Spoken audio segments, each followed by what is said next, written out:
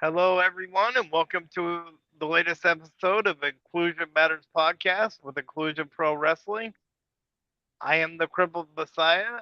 Normally, I would have my other two co-hosts with me, but one's doing his daytime job, and the other one's at Special Olympics football practice. So, and now I want to introduce our guest today, Adam Helms. So, Mhm. thank you for being on, and why don't you tell us a little bit about yourself? Well, my name's Adam Helms. I am the owner and promoter of Battleground Championship Wrestling in Charleston, South Carolina. I'm celebrating actually in the next week or so. I'll be celebrating 15 years in the business, working my way up from being a photographer to actually participating and becoming promoter and owner of working backstage as well. Very nice. So, what made you want to become a promoter? I mean, a lot of people want to become like wrestlers, but not a lot of them go into the promoting side of. The promoting part actually came as an accident. I I'm growing up in Charleston. It's a big wrestling community and everything, and there was a guy that I followed by the name of the Amazing Velvet, and I ran into him one day at a brewery show they were doing. I started a podcast with a bunch of buddies years ago, and I was like, "Oh my goodness, I know who the Amazing Velvet is. Let me go visit him." He said, "Well, since you're here, why don't you take pictures for me?" I was like, "Okay." And I was wanting to get into business to actually wrestle and everything. So he goes, "I'll train you to wrestle." So I started training with him. The guy who was the promoter at the time, when they started, we originally started as brewery championship wrestling because we were going to do all the breweries in Charleston, make our way to North Carolina, to Georgia. The man who was doing the promoting, uh, life just gets in the way, and he needed someone to help him out. So I stepped up, being running production and everything. To they're like, "Hey, can you get your promoter's license? We'll show you how to promote." And then that's just how everything started, and it actually made me love the business even more. Starting to promote and seeing all these talents that now are on AEW as security guards or guys that have worked with me have done dark and have been on SmackDown and Raw. So that's what got me really into promoting. Like I said, it was by accident. It was like, "Hey, can you just fill in for me real quick?" And then that was 8 years ago.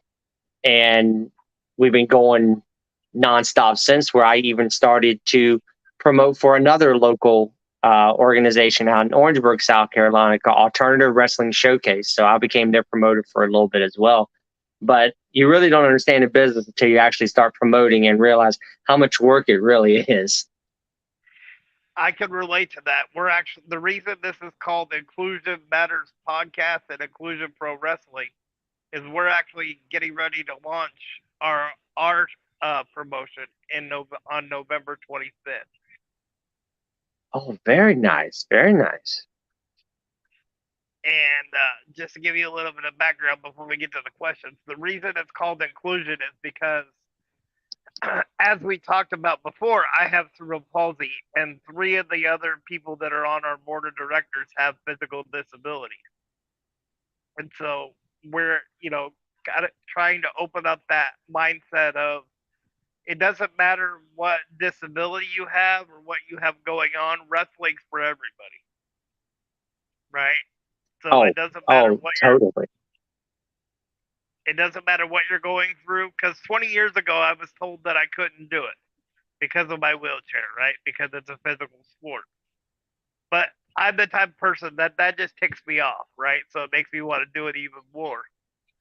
Hmm. And so after 20 years, I actually um, got a chance to buy a ring that Roddy Piper has been in from down here where I live in Washington State. Oh, okay.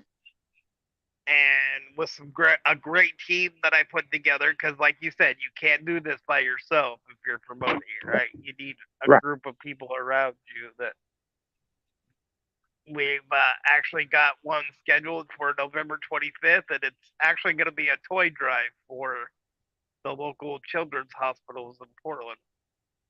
That is Uh, awesome. so, and for a wrestling fan, who has a passion like yourself, Hmm. for this business, this is like a dream come true. You know what I mean? Like,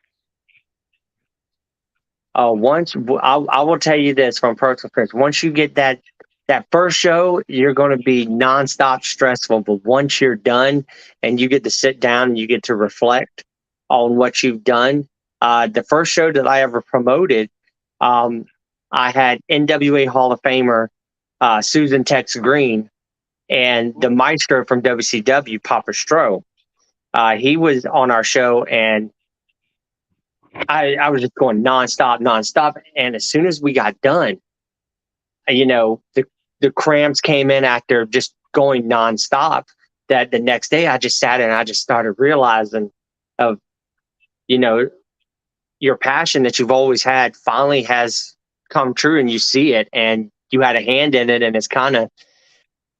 it's, I hate to say this like a drug, but it's very addicting. You're like, okay, I'm ready. Like as soon as you're done, you're ready for the next show. So, but I yep. love that. I love that you're about to experience it for the first time, and I'll tell you what, you're absolutely going to love it. And I can't wait to talk to you afterwards, just to hear, because you're just going to be going, oh man, this happened, but you know, this went down, but we were able to get this going. We moved this guy, we moved the card around. I'm telling you, you just be your next podcast after that. You're going to take up all the time just talking about what you did. And I can't wait to hear that. Oh, I have no doubt about that. In fact, maybe we'll set you up to come on, like, soon afterwards, so you and I could compare stories after the first one with the rest of the people that we have on here normally. I would love that. I absolutely would love that. So let's get to some of the questions. So, Okay. who were some of your wrestling heroes growing up? Well, being from South Carolina, it's horseman country. So I grew up being a big Ric Flair fan. Um, I grew up a lot with the NWA. I'm 40 years old, so I remember sitting with my father, watching the Rock and Roll Express against Arn and Tully or Arn and Ole, and I mean, but Ric Flair was a big influence on me. I was born with the bleach blonde hair, and like I have a picture of me. I was like 1 or 2 years old, and I would tell everyone growing up, "That's my dad right there," because we had the same hair. Um, but then when I got older, you do realize, okay, maybe I shouldn't idolize this man so much. But as a wrestler, he told a story you love to hate him. I was a big Sting fan. Um, just going with the NWA, being young, you always go for the flashy people. And then when you got older, you start realizing some of the other talents that you never saw. Like I never really appreciated the Midnight Express until I got older. Bobby Eaton and Stan Lane were the ones that I followed. But then I learned about Dennis Condrey. And, you know, I absolutely grew up in like some of the greatest wrestling times. I was before the Attitude Era, before the Monday Night Wars. I saw regional wrestling. I was able to experience that now, so where a lot of people get to experience. Um, uh, they don't get the territory as much as they used to, but Rick, like I said, Rick for the Horsemen were a big part of me. I loved Arn, but I mean, I was mesmerized by the great Muda. Oh, Even yeah. to this day, Muda still to this day. I mean, I go back and just watch a lot of Muda stuff just to watch and just wonder how that man moved like that and how how revolutionary he was. Um, if you want to go into the WWF, I'm not gonna lie, I was a Hogan fan. Everyone loved the real American Hogan. I mean, I loved all the big stars. I love the Bushwhackers. I don't ever remember the Bushwhackers as the sheep herders until I got older, and then I realized how crazy they really were. But those are some of the influences that I had growing up. Yeah, I was right there with you with Hogan. Although I had the same reaction with Hogan as Flair, where like as I got older and saw some of the stuff that he had done later, you were like, man, maybe I should have idolized that guy as much as you know. And that's a lot of people. When you're younger, you idolize them, but then when you get older, you realize what some of the good people are. And the good thing that we live in an age where we can hear those old stories about what they're like and what kind of human being certain people were. You heard the Hogan stories, the Flair stories, but you never realize how. I I always talk a lot about Bobby Eaton because I heard a lot about these past years. I've heard a lot about how great he was, and you hear stories about the bag he carried around. He was a walking convenience store, and he would have everything. You need a pair of socks. Oh, I got striped regular, and then hearing the stories about him being on the road. He would see someone homeless asking for money, and he would put his arm around them. He would buy them something and then give them money, afterwards. And I I couldn't imagine having to ask someone for some money. I've had people ask me, and I've been able to contribute the best that I could. But just seeing people on the road and what it actually can do. I've had the chance of traveling up and down a little bit, so I know a little bit about the road, but not as much as that. And I appreciate Bobby Eaton now more than anything as I got older. And um, one truth does still stand. I always thought Paulie Dangerously and Jim Cornette were crazy, and they really are crazy, both of them. I've had the pleasure of meeting both of them, and they're absolutely crazy. We've heard Jim talk, but you know, and that's another thing that when I got older, especially when I became a promoter and helped booking, watching and listening to Jim Cornette and listening to Paul Heyman, I was able to learn, and I hate to say stole some ideas with some of my finishes and matches and everything, but that's the nature of the business now. Well, and the thing is, both of them are brilliant. They might be controversial as all get up, but their ideas are brilliant. So why wouldn't you use their knowledge? Oh, absolutely. And you also, what you don't realize once, I hate to say it, once someone's gone, is I never really looked at Terry Funk. I followed Terry Funk, but never really paid attention to him. I just thought he was this crazy old man. And now you go back to the I Quit match he had with Ric Flair at, was that I think it was Chi-Town a Rumble? start. Yeah, the Chi-Town Rumble. Yeah, it was. I might have, or no, maybe that's when it started. Was the Chi-Town Rumble? I can't remember where it was, but it started off with Terry just being humble, saying, "Hey, I want to be that next challenger," and Flair saying, and the reason this is coming memory to me is because I actually was just listening to Mick Foley's podcast earlier in the day, so I I now remember Gotcha. vividly now. But him saying, you know, I want to be your next challenger. And he's looking at Terry going, no, no, no, you've been out in Hollywood. You need to get in line with the rest of them. And then Terry did something that nowadays people don't even think anything about it. A pile driver through a table. Yep. Now that's anything, but like it was just something you didn't see. And I remember him putting the plastic bag over Flair's face and just people just losing their minds because I was actually scared. I was like, they're killing Ric Flair. They're killing the Nature Boy. So I mean, and that's another one that you don't realize until they're gone. That how great they were to the business. Absolutely. It's funny you mentioned Paul Heyman. Before I did this podcast, I did an internet radio show with Gary Wolf, the original Pitbull, Oh yeah, oh yeah.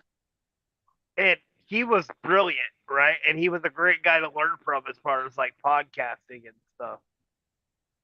But he would talk wonders about Paul Heyman unless you talked about money.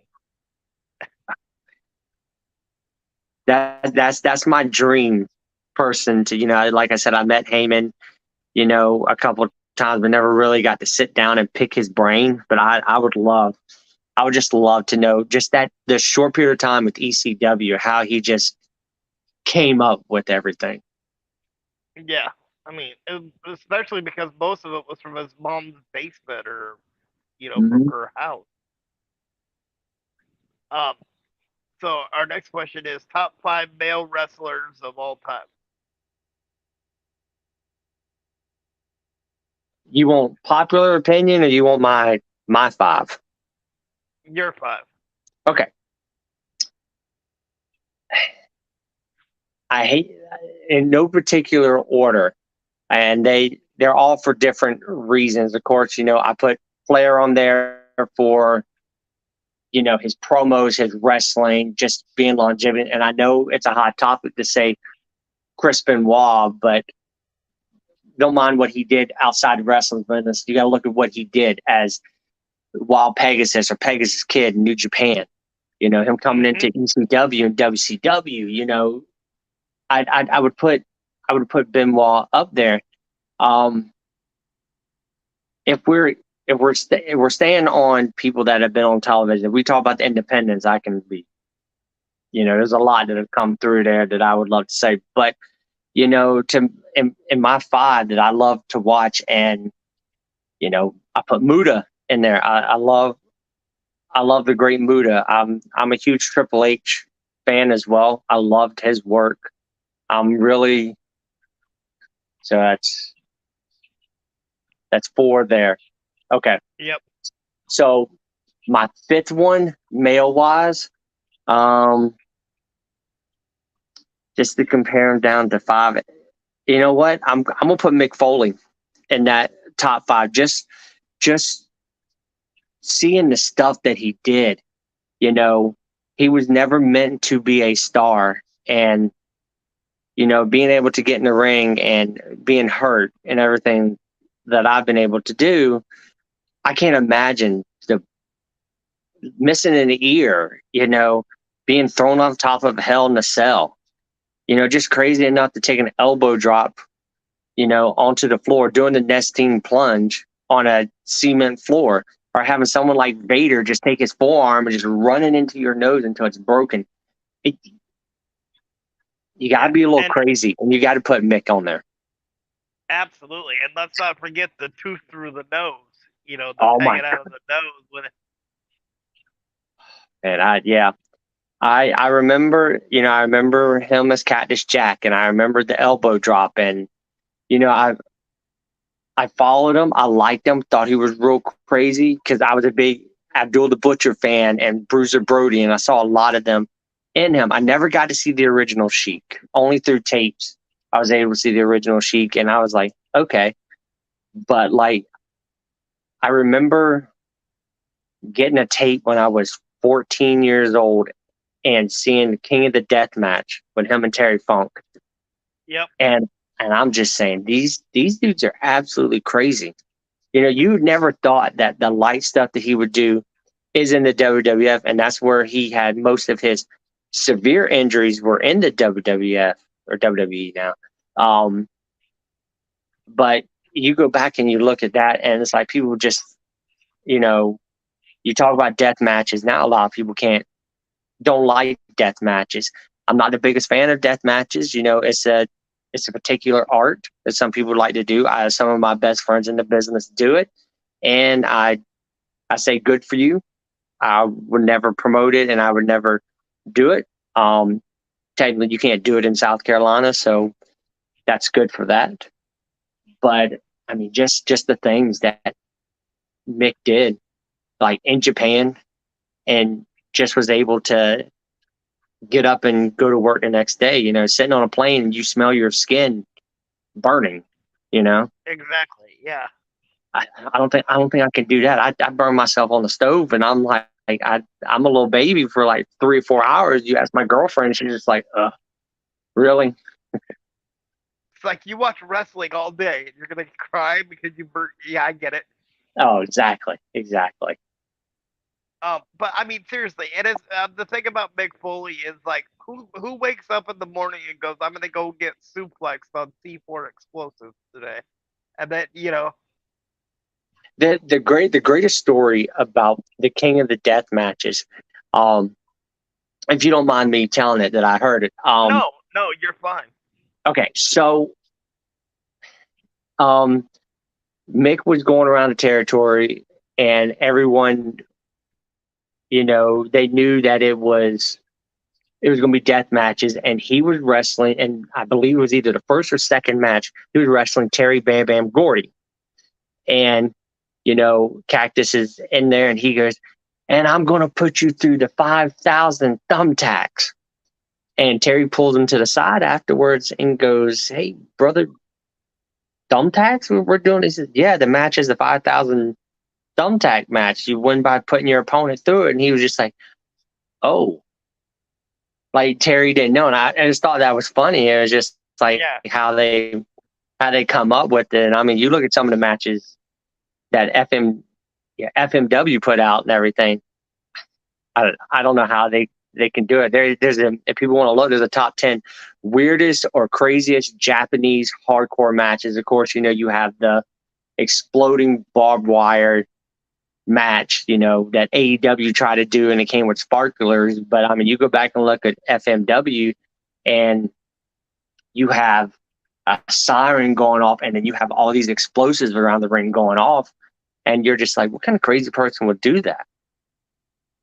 Just like I don't know who it was, but I know it was the Sheik and Sabu were in a tag team match where they set the ropes. It was a flaming rope match where all the ropes were on fire, and they couldn't have the match because they couldn't breathe. They're in the middle of all this fire, and it's sucking all the oxygen out. And the only way to get out is you roll under the ropes, really, and you're hitting, flames Like going out. So you're getting 3rd-degree burns. And like the craziest one that I thought was, there was one that was weird, and one was like, who would think about this? But the Piranha Death Match, where the way you win is you put your opponent in a tank that's filled with piranhas and hold them there for a certain amount of time. And, they put them in there, and then they put a barbed wire board over top of it. And I'm just like, who would think that? And then like the craziest one was, I believe it was All Japan. It was called the bathhouse match. And if you ever heard about Japanese bathhouses, pretty much you're just sitting in hot tubs, and I know one of the teams was the Headhunters, if I remember the video correctly. I remember the Headhunters. And you're just sitting there two people are sitting in the tubs, the other one are wrestling on a mat, and you're just splashing each other with water. And I'm just sitting there going, me and my friends would do that at the hot tub at the pool. Why would they make this a match? And I mean, people in there are half naked, I mean, Japanese television, they really didn't care. And it's just like, you're just sitting there, you're at a bathhouse. And I mean, I don't know if there were geisha girls there or anything, but like, I've only seen clips of it, but I'm just like, who would think of this? Exactly. But yeah, those are my 5. So, what advice would you give an inspiring wrestler, or in our case, an inspiring promotion, like one that's about ready to start? For a wrestler, learn locker room etiquette. That is something that, I mean, you can go to a school, you can learn to bump, but always remember that you're always learning. There's a locker room etiquette. If you are brand new into a locker room, you walk around and even as, I hate to call myself, and as a vet, I don't see myself as that one. I'm still starstruck when I see someone, but like I go in and I shake hands, I catch up with people. I say, hey, so what's your gimmick? Even to this day, I introduce myself. It's being called the young boy mentality that they do in Japan. It's like, you don't have to kiss up to the vets in there, but they've been in there for so long, so you can learn. I mean, even to this day, I'm still learning. It's you just sit there and you just talk with them, and you just learn as an inspiring wrestler. When you get to share a locker room, like you'll hear me talk a lot about Susan Tex Green and Papa Strode because I came very close to them. Just hearing Papa Strode's stories, he is a 3rd-generation wrestler. He is the nephew of Gorgeous George. And he would tell me stories of being in Smoky Mountain and I would just get him and being in WCW, and you would just get lost in it.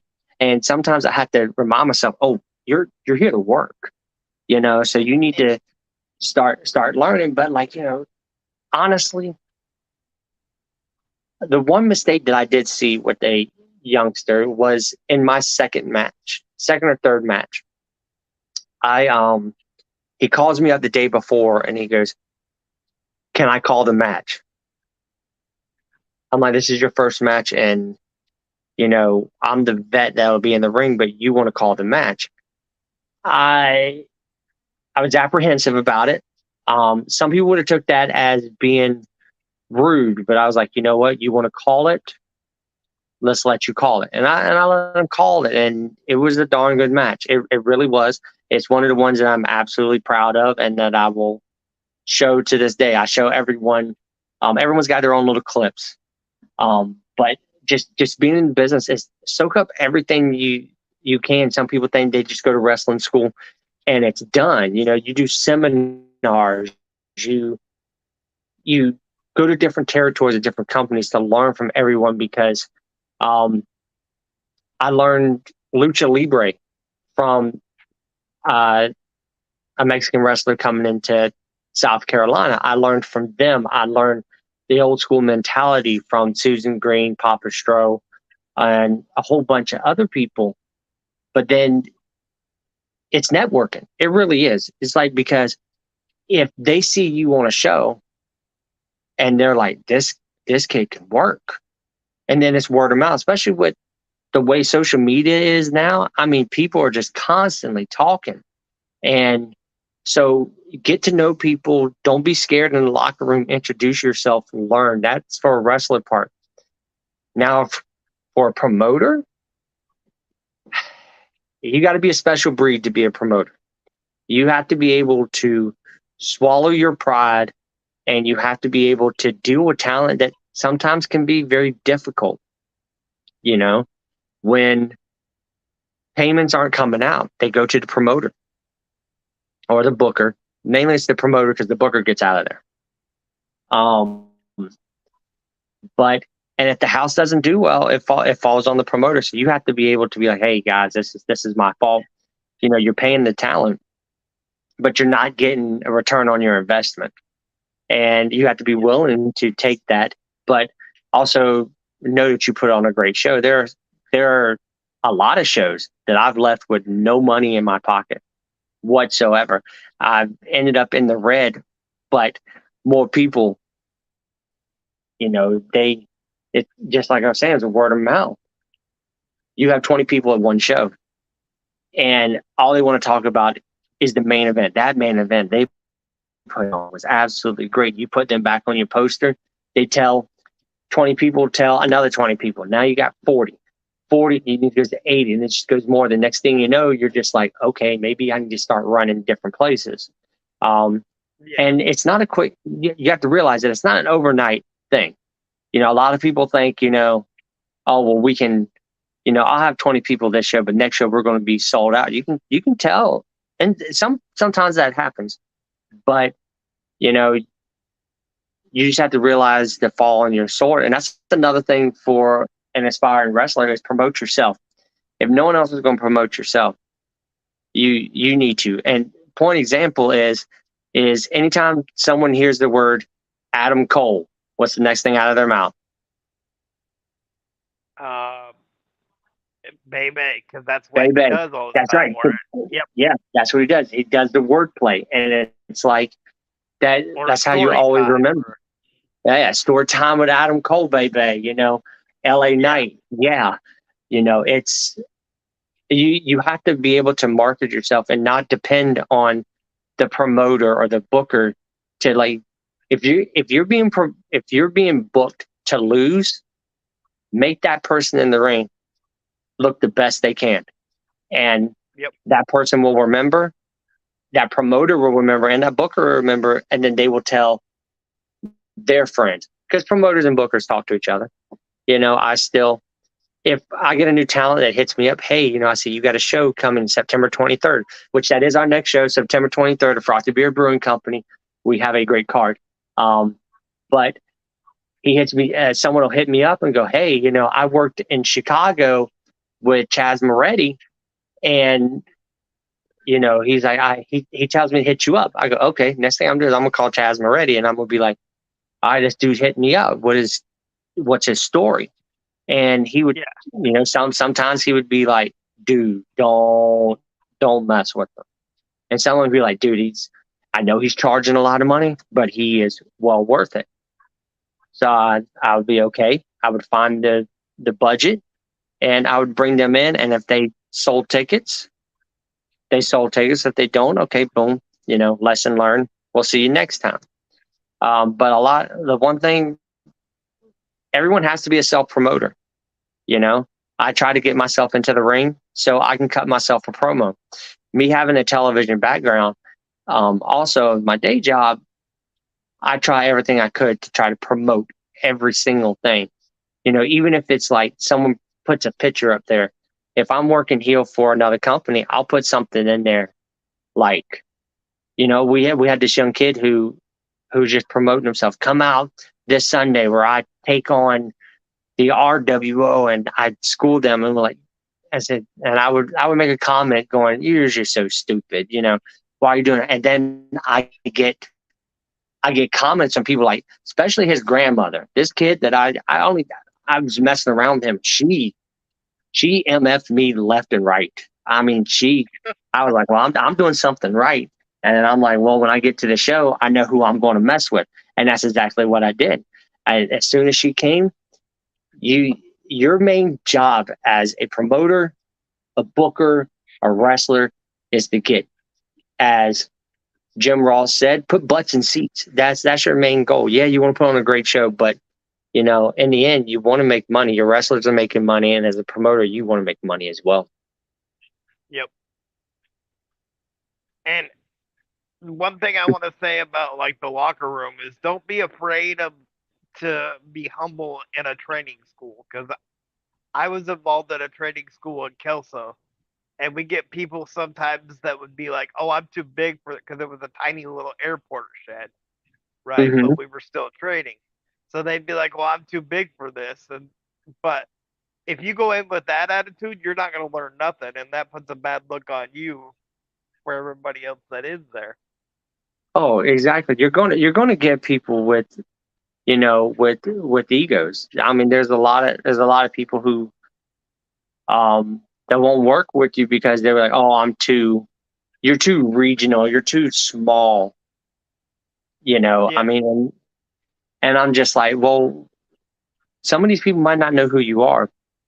They might remember you as security guard number 3, but um, that's probably what they always will remember. But then if you come to a local show, you know, like prime example, my former world champion, our former champion, was when AEW came to South Carolina. He was security guard number 5, and he's 6'6", 280 pound, solid jack.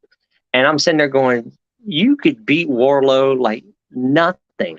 I mean, but like he does that, but like he's security guard number 3 that has to hold Warlow back. But in my show, he's big game James. He's the one person that everybody hates, right, and a lot of them don't want to. A lot of them don't want to take the time to do that. right. So, uh, Yeah.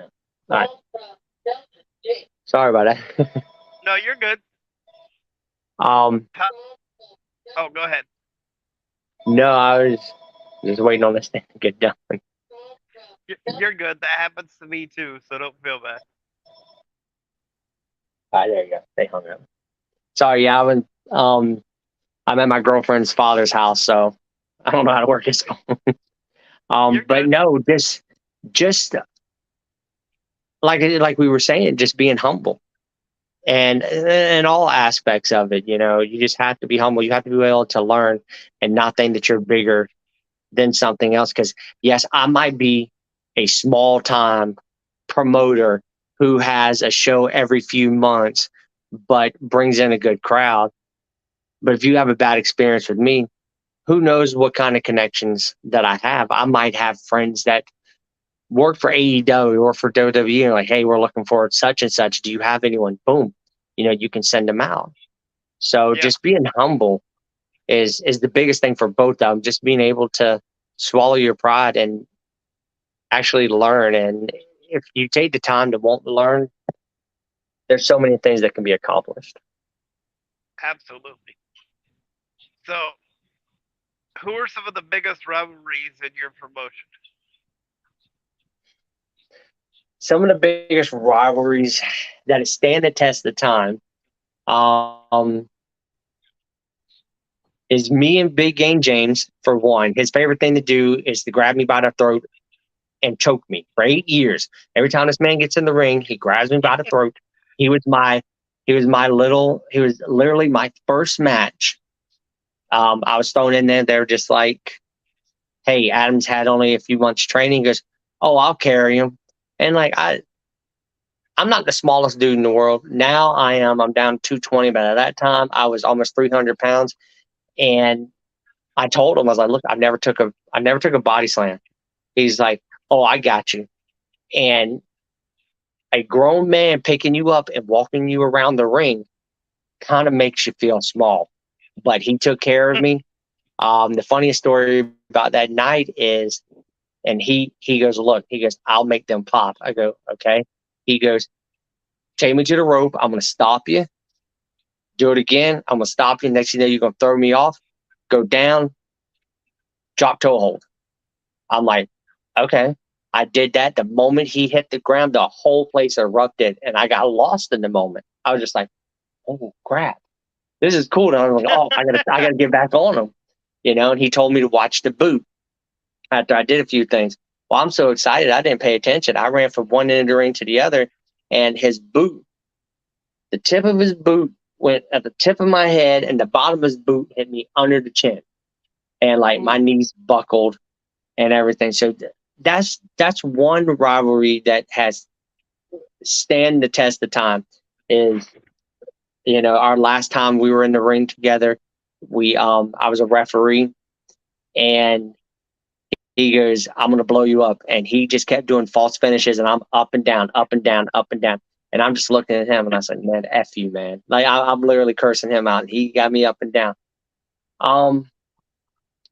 Another long-term rivalry we had is a wrestler by the name of LA Tank and Big Hoss. Big Hoss is 500 pounds. Holy And cow. LA Tank is not a small man himself. He's probably about 280, about 6'2". I mean, he's a good boy, but they put up some stuff. They've done. They're always an attraction, and they. Oh man, I can't say enough about them two. They absolutely tear the house down every time. LA Tank is supposed to be a heel, but every time he comes out, people cheer for him. There's just something about him. And I joke with him all the time and tell him he looks like a junkyard dog because he's built like a junkyard dog, looks like a junkyard dog. And he just, oh man, them two. And I'll send you a couple of shots of them and everything. You just be like, how do these two work together? And I'm just like, they do. They absolutely do. Very And the last third one I'm gonna do three of the biggest rivalries that we have is what was I just had? Oh, a tag team called Diverse Effect against Soul Patrol.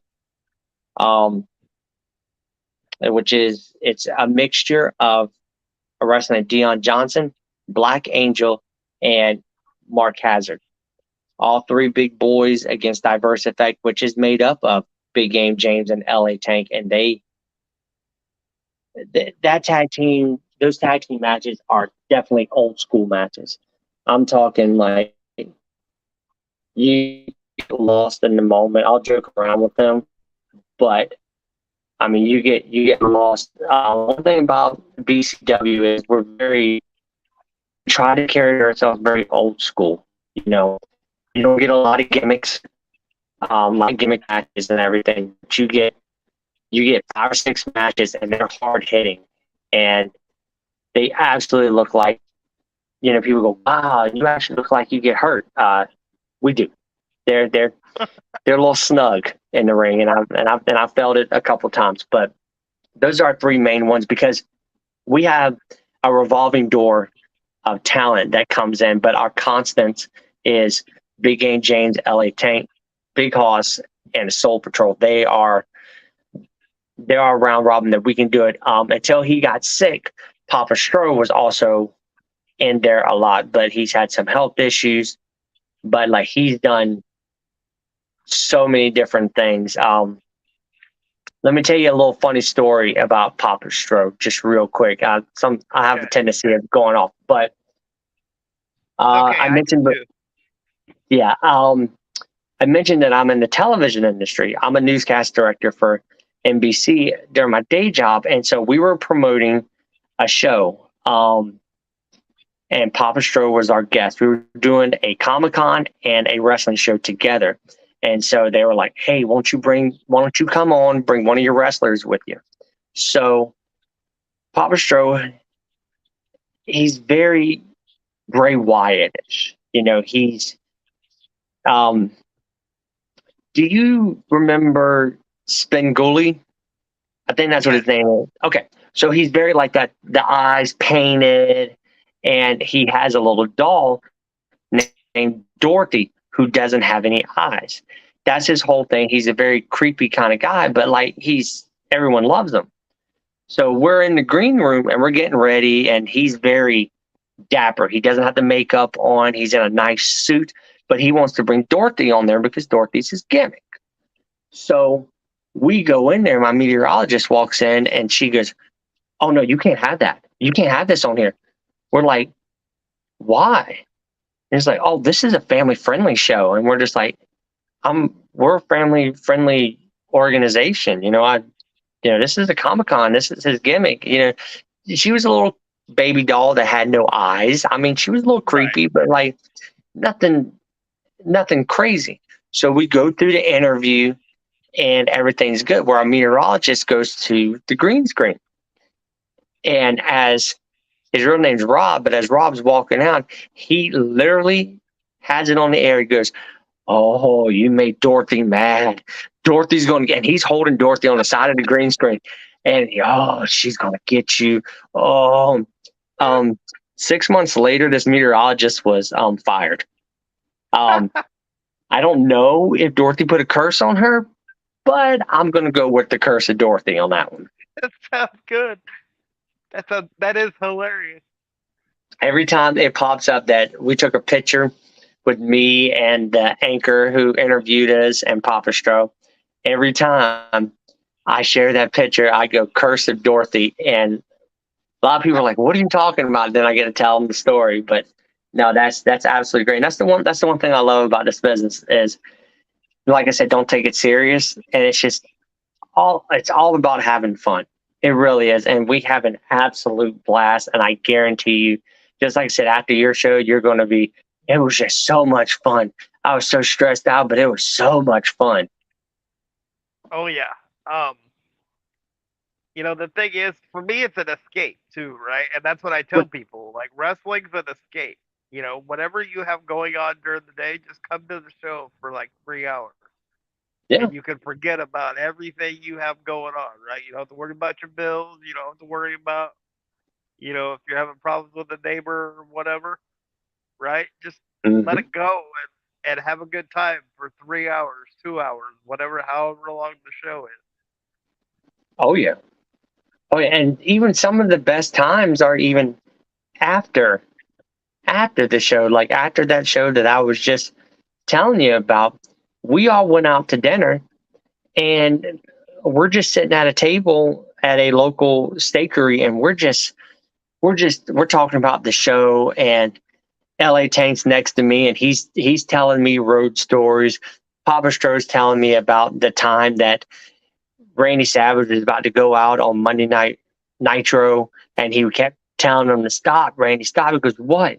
He goes, Gene wanted me to tell you you got the belt on backwards. Well, not backwards, sorry, upside down. So he had the world title upside down. He's like, oh, good looking, you know. And you get us Goofy together, and people are like, what are y'all just drinking the whole time? I was like, you know, I quit drinking a long time ago, but I can eat. I can put people I can eat. And that's all we do is we're just eating. And you have Rob Papastro up there in front of the table with one of our wrestlers named Happy Hour, and they're doing the whole kid and play dance, you know, the back and forth, boom, you know. And I mean, we're just having a blast. And like the whole thing is that you forget about the show and you just realize you're with your buddies. And it truly, you hear a lot of people say that it's a brotherhood and it's a fraternity. And literally it's absolutely great. That's exactly what it is. Absolutely. So, what's some of the craziest matches that you've promoted? Craziest matches that I've promoted. Ooh.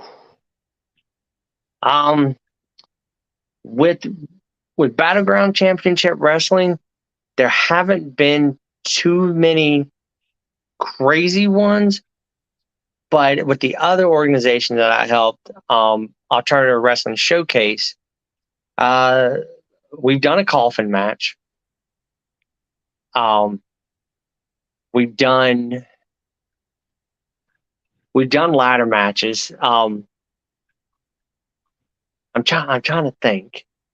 It's not more of a stipulation. It's more of what the characters have actually done. The Amazing Velvet comes out and he's androgynous, and so he's just like going up to guys and he's dancing on them, you know, and like in a normal circumstances, they're like, get away from me, don't touch me. And like he did that to me as a 13-year-old child, you know, and I'm sitting there going, and I think back and I remind him all the time. I'm just like, yeah, you kind of messed my psyche up. You come to dance on me. But we have one guy, Stan Styles, come in, and his whole thing is whipped cream. I don't. He's called Creamy Stan Styles, and he goes into the crowd. He has not Miracle Whip. He has the can. Yeah, what is it called? I know. I can see that. Easy I can. Whip or Yeah, something like that. And he goes around and he just like sprays into people's mouths. And his finish maneuver is that he gets the whipped cream can, sprays it in someone's mouth, and hits a stunner. And of course, just like Austin used to do with the beer, you know, they're spitting out the whipped cream. But the funniest story about that, this wasn't on one of my shows. It was on another one. And the video's out there and it's been shared so many times. There was a fan who fell asleep at a show in a corner, and he went in there and like the guy had his mouth open and he just sprayed whipped cream in his mouth, and like his kids absolutely enjoyed it. But you know, we've done at BCW, we've done bull rope matches. We don't go too far outside. Like with AWS, we've done some hardcore stuff. There was a wrestler who I was talking about earlier. I have a friend who does death matches, and that's good for them. His name is Lazarus Black, and he's phenomenal. You know, if you ever get the chance, you want to bring him up there. It's a group called the Black Society. Him and his tag team partner Ryan Mantis. But I mean, they you know, they do hardcore stuff, and me and him have done stuff together where he chases me out into the crowd. He calls himself the Death Match. Well, you definitely, his name is the Death Match Messiah. Him and I would get along just fine then. It's just great. And I mean, he's just, you know, they've done so many other different things. But gimmick wise, the craziest matches that I've promoted that didn't really have a gimmick towards it was, I would say, in my personal opinion, was the night that I turned heel. And earlier in the show, I wrestled Big Game James, and that's when he booted me. But later on in the night, I help him by hitting their opponents with a kendo stick, and I end up joining his faction. But the funny thing about that is the original storyline is that I was supposed to hit NWA Hall of Famer Susan Tex Green in the back with a kendo stick. Now, mind you, at this time she's in her early 60s, late mid 60s, something like that. She's tough. She trained with the fabulous Moolah, and all this different thing. And she was trained by Joe Blanchard, Tully Blanchard's father. And so she was tough, and she's a correctional officer now. She, even in her 60s, she has fight grown men in bars. But they're like, all right, Adam, you're going to be hitting her with a kendo stick. And she was telling me earlier in the day that she was about to get shoulder surgery. So I'm like, oh my God. So I winced the hit. I kind of like popped her a little bit. And she played it off like I hit her. And then I grabbed the second kendo stick, and I was supposed to hit her tag partner, who is called the Syrian Sheik. And I was like, wait a minute, I didn't hit her hard enough. So I hit her as hard as I could. You heard it went like a gunshot. I hit Syrian Sheik 1, 2, 3. I get in the ring. I'm not paying attention. That's another thing. Always pay attention. Be ready for anything. When she's walking around the ring with a kendo stick, I have my back to her. She whacked me right in the back of the head with a kendo stick. Went off like a gunshot. And my favorite part about that is I was lucky enough that my wrestling was mine and my father's thing. That there was something that we grew up on, that's something we bonded on. He always said that he wanted to get into wrestling, and I was able to accomplish his dreams that he wanted to do. So he was at that event. He stood there and laughed. I'm like, I am your son. I am your flesh and blood. You see me get hit, and all you can do is laugh. Even to this day, I just posted literally a couple days ago the video of her hitting me, and my dad literally comments on it and goes, "Oh man, I remember like that was yesterday. That was so funny." And I'm like, I'm your son here. Why are you doing that? But I've been lucky,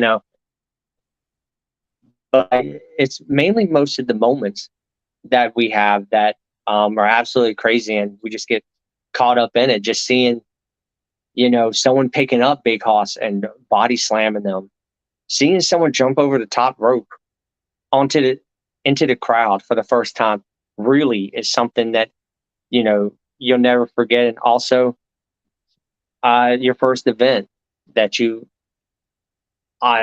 first do will always be something that I'll never forget, and will be the craziest to me, because that's when I realized that, yeah, this isn't fake. When he grabbed me by the throat, yeah, this ain't fake. Yeah, I kind of had that same story at that training school, right? We had friends and family, and we wouldn't sell tickets because we weren't, licensed or anything. But we'd have people around town just come in and watch the training stuff. And I was supposed to watch. I was doing commentary, and we did a hardcore match, which we named the match of 1,000 nut shots, because they used every weapon they could to hit each other in the nuts with it. I mean, and it was hilarious. And I was supposed to be involved in a spot where my best friend threw a Rubbermaid trash can at my face. Well, I was busy talking to my partner, and he stood up on the top rope and got tired of waiting for me to turn my head. So he just chucked the garbage can, and my partner's like, "Hey," and I went, "What?" and right across my nose. Oh yeah. But you know what? That's when I felt like I belonged. Believe you know what I mean? It was like, all right, now it's on now, right? Like, and it's crazy, a lot of people at my work and everything, they're just like, how do you do that every weekend? You come in the Monday afterwards, and you're just, how you can do it. It's kind of like when I was in high school, I did backyard wrestling. I was one of those idiots that did backyard wrestling. And we had our first one where we beat the tar out of each other. There was indents in the ground where, people were being body slammed. I got hit in the knee with a lead pipe. And to this day, my knee still isn't good, but me and him are best friends. And every time I stand up, because when I watch AEW pay-per-views, I go to his house. And every time I stand up, my knee will pop. And he just goes, the sound of your knee. I'm just like, really? He's like, "Yep, I did that." Yeah. He tells my girlfriend that all the time. Yep, I did that to him. But I mean, it's, just putting your body through this, you don't realize what the sacrifice you make. You Yep. know, um, the sacrifice in the wrestling business can ruin some families. Unfortunately, it ruined my first marriage, but it is what it is. But my girlfriend now absolutely loves it. Even though we've been together for 3 years, she's never seen me actually promote a show yet. Every time that I've had one, she hasn't really been able to come to it, but she's come to the other ones where she's seen me perform. Um, you know, but hopefully on the 23rd she'll be able to do it. But if you have a great support system, and just from us talking, it sounds like you got a great one. Yep. Oh man, I keep coming back to. I just can't wait to talk to you after your event. You're gonna be on cloud nine. If you're anything like me, the days that I have to promote a show, I don't sleep the night before, and I don't sleep the night after. It's about halfway through the next week, it finally catches up with me, and I just crash. Well, and here's the thing: I go by feeling when I meet people, right? Mhm. And I can tell right now that you and I are very similar, right? Like, Right. so I have a feeling I'm gonna be doing the same thing, like, because that's how I do too. Like my brain doesn't shut off, period, normally. So it's not gonna do that when I'm excited about something. So I will tell you, so you don't fall into the same mistake that I make, and it had to be ingrained in my brain. Drink and eat something throughout the day. got it. Because I don't. You'll get so busy that you'll forget. And even if it's excuse me, even if it's a bottle of water and a hot dog, because at the last event that I promoted, I was just being a promoter. I was backstage. Finally, a lot of pressure was off of me, and I didn't have a referee showed up. So they're just like, "Oh, we gotta go to Dick's Sporting Goods. Adam, you're refereeing tonight." And I'm like, "Great. I haven't eaten anything today. I'm diabetic. This is gonna be bad." And it was. I had some friends come to it, and they just kept looking at me, going, "Are you okay?" I'm like, "Yeah, I'm fine." And we're one of those things that you don't want any downtime. If they're if you got them up here, you want to keep them up here. You give them a second Yep. to come down, it'll be hard to get them back up. Back up. And yeah, and so we just constantly just kept going, kept going. And finally, when the show was over with, I went home. I I was like, all right, y'all, there's a rule in South Carolina that the promoter has to be there when the ring's being set up and when it's being torn down. Once it was torn down, I beat everyone out of the gym. I was like, I'm going home. I got to crash, and which I actually did. I crashed for 2 days, but it's Wow. like that's my best advice is to keep hydrated and keep food on your stomach. Got you. Well, we didn't get a lot of questions asked today, but we got some good conversation, and then podcasting, that's part of the game too. So, Yeah. Oh yeah. so I want But to that just thank means you we got for to do it coming again. on. That's right. Well, after the show, we'll do it again. Sounds good. I want to thank you for coming on. And where can we find, before I let you go, where can we find you on social media? And do you want to plug your upcoming show one more time? Um, you can find BCW at Battleground Championship Wrestling on Facebook and on Instagram. If you want to reach out to me, it's Adam Helms on Facebook.